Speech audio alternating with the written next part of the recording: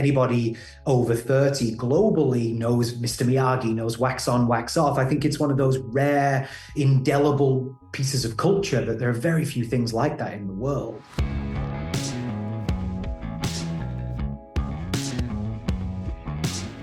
This is the Box Office Podcast. I'm Daniel Loria, the editorial director of Box Office Pro, the pulse of theatrical exhibition. And in this week's episode, my colleague Rebecca Pahle interviews Karate Kid Legends director Jonathan Entwistle about the new release coming to theaters this weekend.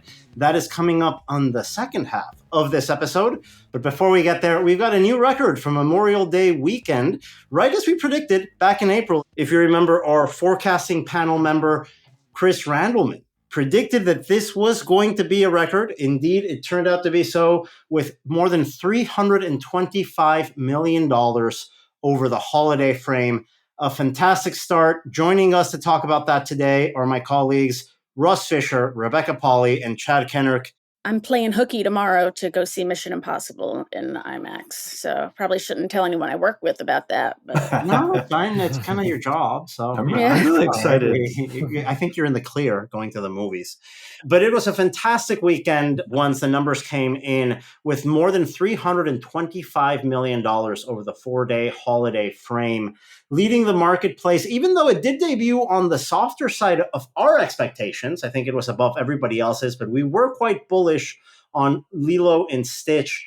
That opened to $183 million on the lower end of our 4-day range, but it didn't really matter. I mean, this is still a massive, massive debut for the Disney title. Everybody and their cousins seem to have gone to the movies to see this over the weekend. I love starting work after a long weekend and starting to see those press releases come in from all the chains that, are publicly traded. So they have press releases of like records. We've got the top cinema chains in North America reporting records at their sites over the holiday weekend. But before we do, we can't forget about that Mission Impossible Final Reckoning performance, a $77 million 4-day debut for the title, and a franchise record $63 million 3-day weekend, the best in the series for Tom Cruise and co. Those two movies really helping boost the marketplace to its best weekend of the year. And now let's talk records, Chad, because AMC out of the gate with some great benchmarks. Breaking a slew of Memorial Day related records here, setting all-time weekend records for the Memorial Day holiday for admissions revenue, food and beverage revenue, and overall revenue. Globally, AMC and Odeon Cinemas, they also recorded their highest attended weekend and highest attended 5-day period of 2025. And the records just keep on going. They also recorded their biggest food and beverage revenue over a 5-day period this decade, and the second biggest in the company's history. And Jeez. Yeah. And of course, it was the most attended weekend of the year domestically and was the highest attended Memorial Day weekend since 2013. Well, 2013 was the former record holder, that now being solely in the possession of the 2025 Memorial Day weekend frame. And we also saw records at the number 2 chain in the country, Regal, coming in with a number of benchmarks themselves, Rebecca. Yeah, Regal saw 3 million moviegoers attend their United States locations over the holiday weekend. Their best Memorial Day performance, they're nearly sold out of all of their Lilo and Stitch merch, some of which was exclusive to them. And yeah, I tried to do math on this. They sold 103 million ounces of popcorn. I don't know how they tabulate. Is that like pre-pop or post-pop? But I tried to convert it to how much popcorn would it take to fill an Olympic-sized swimming pool, and it's like 800,000. They sold a bejesus ton of popcorn. A bejesus ton. Yes, that's a very scientific technical term. Yeah. That's a whole lot of popcorn, Rebecca. And of course, Regal, not the only circuit reporting records. Cinemark also coming in with big numbers themselves. The biggest Memorial Day weekend for the chain, but also for Cinemark XD, their biggest Memorial weekend on that platform, their proprietary premium large format. The best ever 3-day weekend for D-Box motion seats. We also heard outside of Cinemark from premium format technology provider CJ4Dplex, they had their 3-day weekend for 4DX, which is their motion seating, was bigger than like the previous Memorial Day 4-day weekend. Wow. So on a 3-day frame, 4DX theaters across the country out-earned the last 4-day span. Yeah. Actually, for Screen X as well on Mission Impossible, the previous record held by Top Gun Maverick. So Tom Cruise just up in the bar for himself, premium format-wise. Not bad. And finally, we've got numbers from Marcus Theaters as well coming in with their own records. Yeah, all-time highest Memorial Day weekend for 4-day attendance, the top grossing Memorial Day weekend of all time for their various premium formats, and the highest Memorial Day weekend concessions, food and beverage revenue, and the best Memorial Day weekend film opening ever for Lilo and Stitch. Man, it's great to hear this. And especially great after the very difficult first quarter that we all had. Q2 is now in a hot streak. We only had 2 weekends in the entire first quarter that made over $100 million. In Q2, every weekend that's except not opening over 100 million. That's like total. Where every film in the market combined to $100 million plus. Only 2 weekends in Q1 hit that mark. In Q2, every single weekend except one has been above 100 million. And this weekend, like we said, we had 325 plus. Not a bad result, and that momentum will continue into the coming weeks. And let's start with this weekend, guys, because we've got a couple new releases coming your way. Last week, Chad spoke about the new title from the Philippou brothers horror film, Bring Her Back. Did you mention, Chad, was more on the grief side of horror? So a little bit more heavy than, let's say, a fun slasher Final or Destination type thing, right? Very heavy, but a worthwhile investment. And that is currently tracking to open between $5 and $7 million in this coming weekend. And the other big opener this weekend from Sony will be Karate Kid Legends. We are currently tracking that to open between $28 and $35 million. If you remember, at this time last year, Karate Kid Legends was supposed to be a Christmas release in 2025. That got pushed to this coming weekend. It coincides with the finale of Cobra Kai as a series. They wanted to get that final season done, which I think it was back in February. It was didn't just end, but I think it definitely a smart choice to kind of capitalize on the momentum there. So everyone should be caught up by this point. This is the latest attempt to reboot the franchise, but the franchise has already gone through a number of reboots, Russ. Before we talk about those attempts, both streaming and theatrically, let's go back to the 1980s, because when Rocky director John Avildsen comes out with basically Rocky Jr. set in like Southern California karate dojos, this thing ended up being box office gold that spawned 2 other sequels. Can you take us back to the release of the first film, Russ? What do you remember about that cultural power of the original Karate Kid? I mean, I remember seeing that movie theatrically very clearly, in part not only because of the impression it made on me. I loved the movie, but I saw it with my parents, and it was one of those films where, you know, the Mr. Miyagi character gave my dad a whole set of catchphrases that he could use on me for the next like 20 years of my life as motivational and or instructive little bits.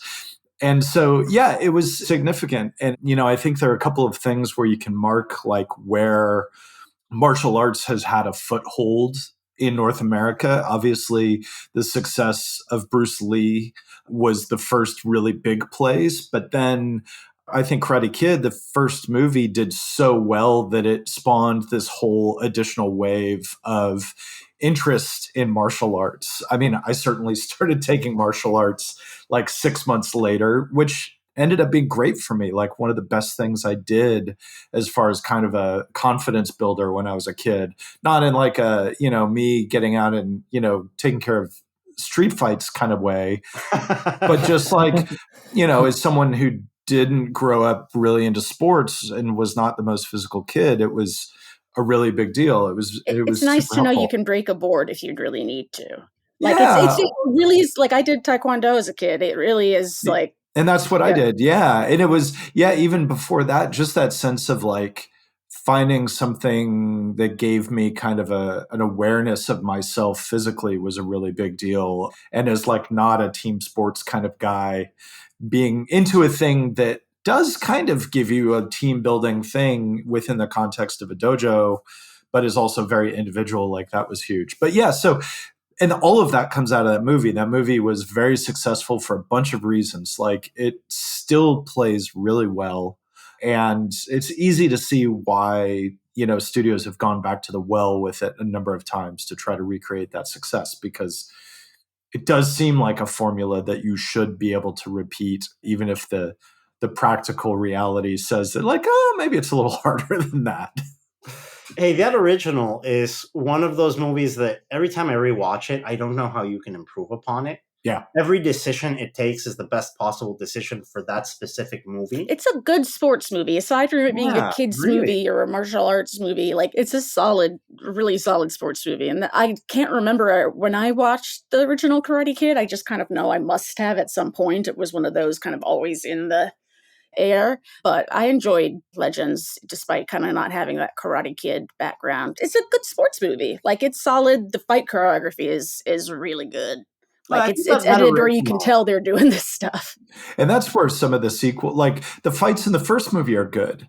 And then that's one of the big problems with the sequels is that the fights and a couple of the sequels are much less good. And that kind of turns it into a bit more of a generic enterprise where it's like, yeah, okay, I can see this sports narrative in so many different contexts, but I'm here for a fighting version. And if the fights don't work, then you're kind of, you're flat on your back.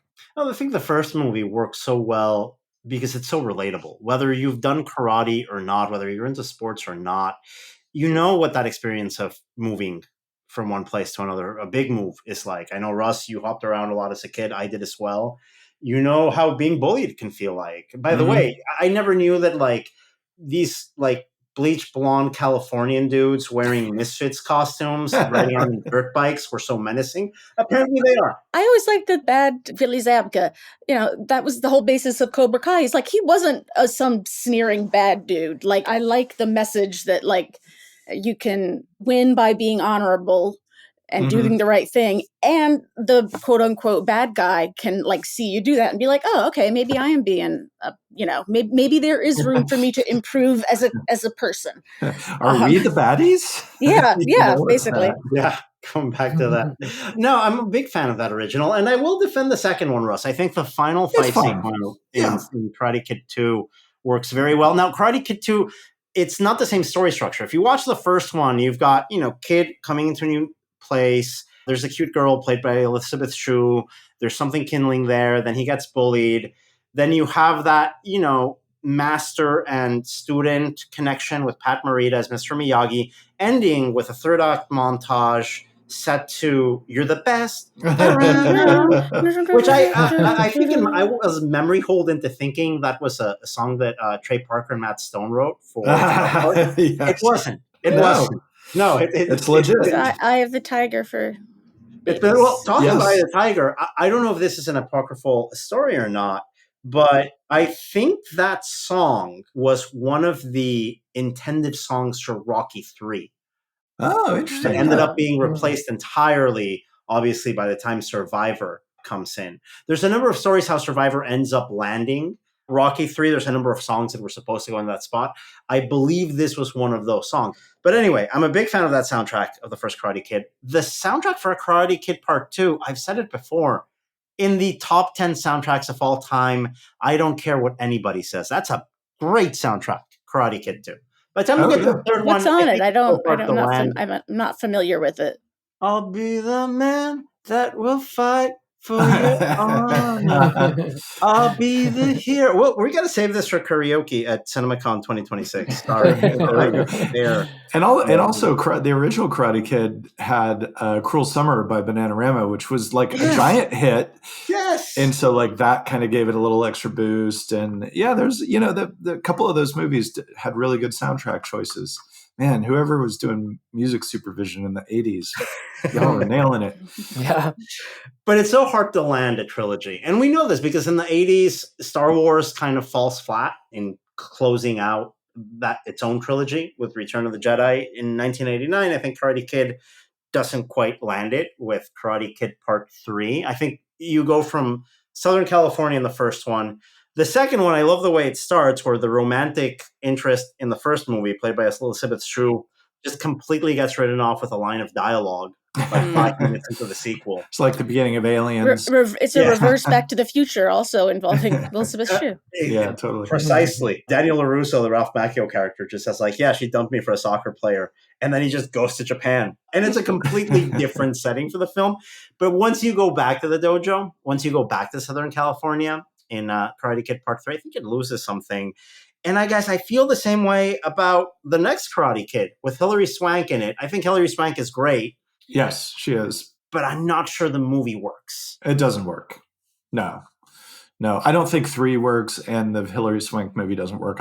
And I want to say too about 3, like it's such a shame that 3 doesn't work, because Karate Kid is one of those, like, it was more common in the 80s, but is a now rare example of a trilogy being written and directed by a consistent team of people. You know, it was Avildsen that directed all 3. Robert Mark-Kamen wrote all 3 of the original movies. And so it's such a bummer that the third one kind of like falters so hard. And I think Avildsen even kind of admitted that pretty late in his life. I think he was like, yeah, that movie sucked. It's too bad.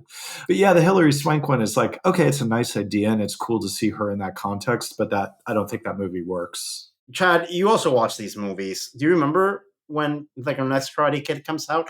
You told us, isn't your wife really into that movie? Yeah. That's What's the story behind that? Because I know people have seen it, but I haven't heard of anyone tell me, I'm in my 30s, early 40s, and I love the next Karate Kid. You have to put your wife on the spot. We apologize. I think she really just grew up with that one, and that one was something that she had on VHS that she watched over and over and over again. And those movies are always good. Yeah. You don't want to rewatch them when you're an adult because you don't want to ruin the magic. Yeah, No, exactly. no. Yeah, we're actually going to see Legends tonight. She's so excited. She's like, I hope Hilary Swank has a cameo. I have been rooting for that as well, because I really do remember, even as a kid, watching that movie thinking, oh, this is terrible.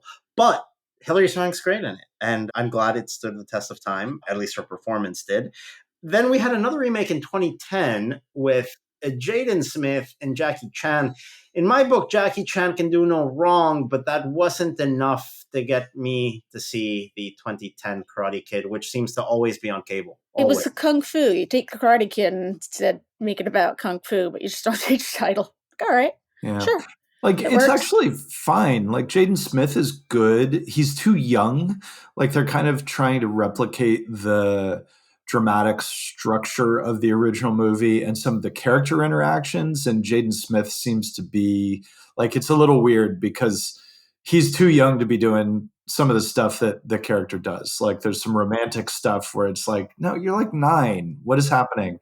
And also it's in that zone where, despite having Jackie Chan and like, he's good in it, I think he and Jaden Smith are good together, but the fighting stuff, it's like, I remember, I guess I'll put it this way. I don't remember the fights in that movie, you know, and it's like, you kind of want to remember at least one fight from these movies. And I don't remember anything. I feel like it's one of those films, maybe I'd be proven wrong if I revisited it now, but I have it filed in my mind as one of those movies where it was yet another American film that kind of didn't let Jackie Chan be Jackie Chan in a way. I never felt his U.S. career was very fulfilling for the viewer. Maybe for him financially, great. I mean, he deserves it. Totally. Yeah. Yeah. And I get the sense, I don't know, like I get the sense that this new movie actually is a little better in that respect, but I don't know. I haven't had a chance to see it yet. Did you guys watch Cobra Kai? Do we have any Cobra Kai? I've seen some of it because a couple people I used to work with were huge. And honestly, that show is like kind of remarkable in its level of success, given that it bounced like from YouTube, YouTube Red. It started as a YouTube original. YouTube Red. Oh my God, I haven't heard that name in a long time. YouTube went out and had an original content wing Yeah. And this was supposed to be their big hit. And it kind of was. Yeah. I mean, But it had not- the numbers, but it didn't really break out until Right. YouTube discontinued that service. Right. Netflix licensed it out. Yeah. And it just, like so many other shows, finds a second life through Netflix. It's such an interesting story on Netflix originals where most things that Netflix makes, not everything, but most things that Netflix makes struggle, I think, with a general audience. But a lot of things that didn't have that initial audience can find a very successful second life on that streaming platform. For Cobra Kai, it's honestly amazing that Netflix didn't cancel it despite it being successful, because that's kind of what Netflix does. Like, well, it had 3 seasons, right? I think 4. 4. Oh, gosh. I think 4 Netflix seasons. And it's like, it's a genuinely good show. I mean, it's like the whole story, the meta story of that show is like a nice reflection of the story of the original Karate Kid, like moving to a new thing and then being scrappy and successful and blah, blah, blah. Like, it's weird, but Cobra Kai is kind of one of those genuinely good things that has this huge organic fan base that it earned by just grinding it out. And so it's easy to see why they want to incorporate some element of that into this new movie, because the fan base is clearly there. I love the pilot of Cobra Kai. I think the pilot of Cobra Kai does a lot of really good fan service. I couldn't stick with it. I'm just bad with serialized TV. I just couldn't. It's too much of a commitment. Like, I have to remember to keep watching something. Yeah, and I don't have the time or interest. Just give it to me in a 90-minute, 3-hour version so I can just get on with my life. But listen, it got great traction, great following, and we're expecting a solid weekend here at the box office. That $28 to $35 million range for opening weekend is going to be a welcome inflection of cash for more movies, for more genres, for more audiences to follow up on that Memorial Day weekend momentum. Now, we do have to say to our listeners, we do have a couple of big movies switching spots on the schedule here. Chad, let's start with Disney changing the release date of the 2 Avengers movies, the first of which was supposed to come out less than a year from today. That movie is now pushed until Q4 of 2026. Avengers Doomsday, previously dated May 1st, 2026, has now been bumped back to December 18th, 2026. We also then have Avengers Secret Wars that was previously dated for May 7th, 2027, going to December 17th of 2027. And that makes sense when you look at the calendar, the way it looked like last week. We had an Avengers movie opening up May and a Star Wars movie closing that same month in 2026 and 2027. For me, that always seemed like a lot of traffic. But going down to, let's say, Christmas time of 2026, it's not like it's going to have a lot of open room here. We've got Dune Messiah supposedly scheduled for Christmas Day. We've got the Robert Eggers Werewolf title also Shrek 5. Shrek 5 is going to be, it's going to be a big deal. Yeah. It's going to be packed. But at least, Russ, this gives Disney a little bit more wiggle room to assess where things are after Fantastic Four comes out in July, because both Thunderbolts and Captain America Brave New World did well, but we're starting to see there is a ceiling for these type of movies that don't involve legacy Marvel characters. Yeah, I mean, to me, this delay really says my interpretation of this delay is Robert Downey Jr. finally decided what he wants the story to be. Mm-hmm. And they're shooting now. They've been shooting for a month or something like that. So it's like, how much rewriting has been going on now that they're getting boots on the ground and starting to get the thing done. And I guess I'll put it this way. This seems more complicated to me than simply shifting dates to accommodate multiple tentpoles. It says a lot more than that. Whether or not that's true, we're not going to know until the book comes out, in 7 years or whatever. But yeah, it was a bit surprising given that, we've had multiple date and title announcements for these movies and that they've, changing them multiple times. So it was kind of surprising to see yet another change. But hey, this pushes the box office potential to different quarters, to different dates in 2026 and 2027. I like that it's not concentrated in 1 month or 1 quarter. I think Russ is right that it's not that simple. Of course, from the exhibition perspective, that's how I think of it. It's not an easy combo of films to put out. And like Russ already suggested, it's probably not going to be the easiest story to tell. How do you reintroduce someone like Robert Downey Jr. in a completely new role? And maybe Fantastic Four completely solves that for us and we're just speculating too much. But it is a massive change in the schedule, probably the biggest change in the schedule that we've seen all year. And another set of big changes from another studio here coming from Paramount that switched up 3 titles here. Let's start with the first one, Chad. Paw Patrol, the Dino movie, moving dates slightly in the summer of 2026. Yeah, moving from July 31st to July 24th. So just moving that release up a bit. And then we also have The Legend of Aang, The Last Airbender. This is the animated sequel that was announced at CinemaCon, I think a couple years back. That has moved back from January 30th of 2026 to October 9th of 2026. All right, a little bit of a bigger swing there. It's not great to lose a title in January because we know how difficult Januaries can be. But at least this January, we will be with the premium format extended run of Avatar Fire and Ash. So it's not as big of a hit when we look at things.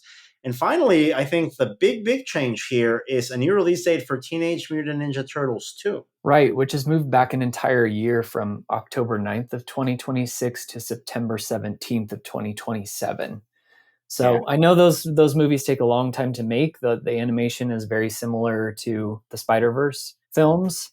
I'm just wondering if those kids are going to be like a decade older by the time they get to the third one. Use auto-tune to yeah.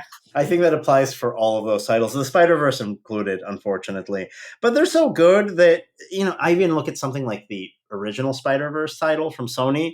It was so good that if I saw it when I was 6, I would have loved it as much as I did when I saw it, in my late 30s when the original came out. It's kind of the first Spider-Verse is one of those movies I'm most excited to show my kid. I'm sort of like, maybe he'll see Star Wars, maybe not. I don't know if I care anymore. I'm much more excited about showing him Spider-Verse. Well, those are the big changes here on the release schedule for the coming months and years. Coming up after the break is Rebecca Pahle's interview with director Jonathan Entwistle, the filmmaker behind Karate Kid Legends. Hi, Jonathan. It's great to speak with you. How are you doing? I guess afternoon for you. No, 11 a.m. for me here. Oh, my goodness. I'm in LA. Yeah. So, I'm good. Hi. Yeah, I saw the film last night. I had a great time with it. It made me think of those old school Jackie Chan movies, which one of the highest compliments I can give. I mean, that was definitely a part of the approach for sure. I read that you looked over some of his earlier films or revisited them sort of in preparation for this. Which of his films did you use in the run-up to this, or did you draw the most inspiration from? I think it's a combination of many of them. I think Drunken Master is an absolute classic of Jackie. And I think for me, it was seeing in those movies and in that movie specifically, the comedy element that he brings, the props, the way he chooses a certain approach to that. It's really the thing that elevates and just adds that little magic dust to a standard fight, which I don't think we see so much anymore. So that was really my hope. Yeah, I love the editing of the fight scenes in your film. You can tell it's actually people doing actual stunt work. For sure. And it was very important that the actors do that too. So throughout the movie, it is, it's 90% cast doing a lot of that, including obviously Jackie, but certainly the case for Josh Jackson for boxing. In fact, Josh was 100% of that himself. What was your, exposure to the Karate Kid franchise before signing on to this film? Well, I was only born in 84. So when the first movie came out, I was a little baby. So theatrically, it was much later that I came to it. And I think anybody over 30 globally knows Mr. Miyagi, knows wax on, wax off. I think it's one of those rare, indelible pieces of culture that there are very few things like that in the world. And I think that it was that, and then subsequently coming to Cobra Kai and seeing what they did, revisiting the movies and seeing what that chapter did, and then obviously then getting the chance to kind of paint a new picture on the other side of that is exciting. You had a couple of delays on this film, just the strikes, and then wanting to come out after Cobra Kai finishes up its run. When did you finish the film? We finished shooting the movie in June last year. Okay. And then obviously we were cutting.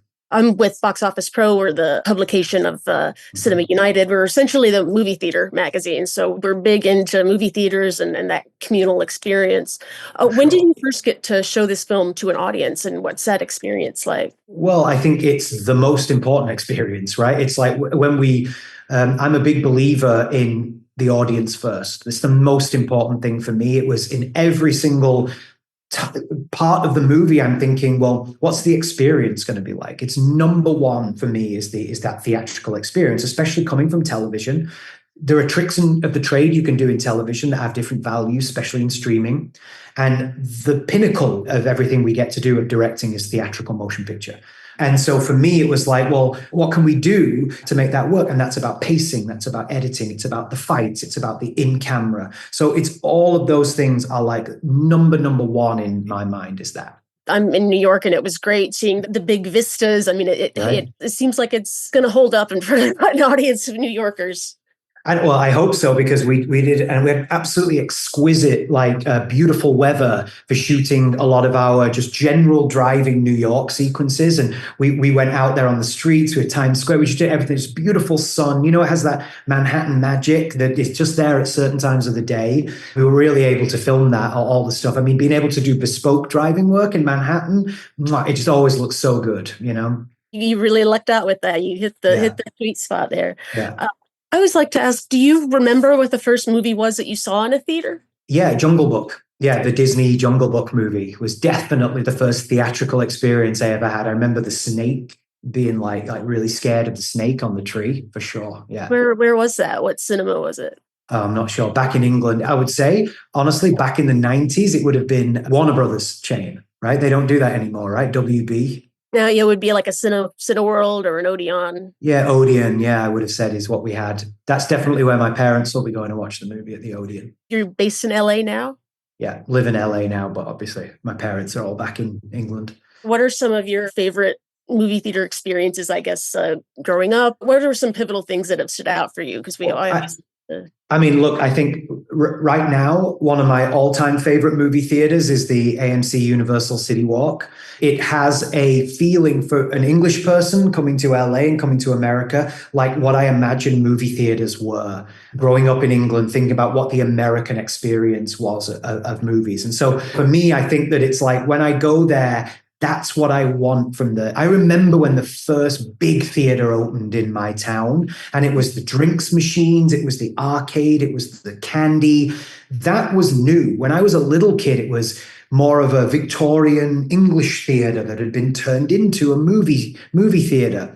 That was gone when the multiplexes came, and it was Jurassic Park, and it was all of those. I just remember seeing Little Mermaid, Jurassic Park, like these movies were Forrest Gump, like they're so burned into my mind, and that experience, the smell, everything. And my hope is that I'm contributing to that not going anywhere, which is, I hope it's not going anywhere soon. And my sense is that it's not. And that's my hope, that the movie can feel like, hey, we're back in the theaters again. And it's Jackie Chan. And it's fun to see Karate Kid up there again. I think you don't get very many opportunities to not be cynical about the retooled IP. But I think it's very hard to be cynical about this movie. It's a charming performances, charming world. It's a charming franchise to have out there in the world. And that's something that is really important to me. No haters, please. No need.